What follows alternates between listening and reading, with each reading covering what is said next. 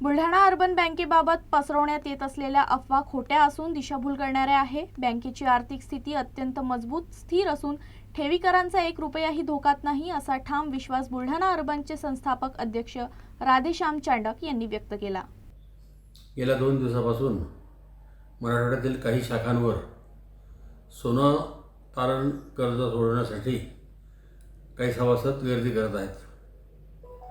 या लोकांना काही आमच्या हितचिंतकांनी असे समजावून सांगितले की बुलढाणामध्ये आपले सोने 70,000 रुपये तोळ्याने ठेवलेले आहे व सध्या सोन्याचा भाव 1.5 लाख रुपये तोळा आहे।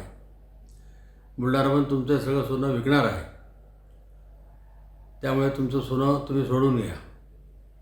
आणि त्या ग्रामीण भागातील ऊसतोड कामगारांना यावरती विश्वास बसला व कर्नाटकमधील एका कारखान्यावरून त्यांना पूर्ण वाहनाची व्यवस्था करून दिली की तुम्ही आपल्या गावात जा, तुमच्या नातेवाईकांना सांगा की बुलढाण्यामधलं सोनं सोडून घ्या।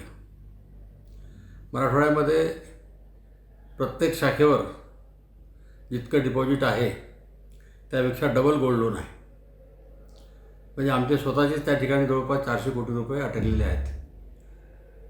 त्यामुळे कोणीही म्हणजे डिस्टर्ब होण्याचं कारण नाही, कारण की आम्ही आपलं संस्था इतकी मोठी आहे की ना आम्ही आपलं सोनं विकणार आहे आणि काहीच नाही। आपण ते तारण ठेवलेलं सोनं आहे, आपण केव्हाही नेऊ शकता। संस्थेची आर्थिक परिस्थिती अतिशय उत्तम आहे। आज 4,000 कोटीची कॅश लिक्विडिटी आपल्याकडे आहे। 3,000 रुपयाचं मालमत्ता संस्थेची आहे।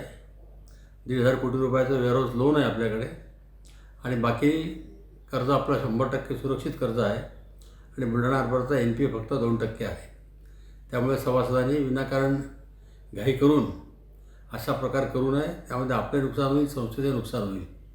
माझी सगळ्यांना एकदा कळकळीची विनंती आहे की आपण सगळ्याच गोष्टीचा गंभीर विचार करावा, बुलढाणाची आर्थिक स्थिती बघावी आणि नंतरच काय तो योग्य निर्णय घ्यावा।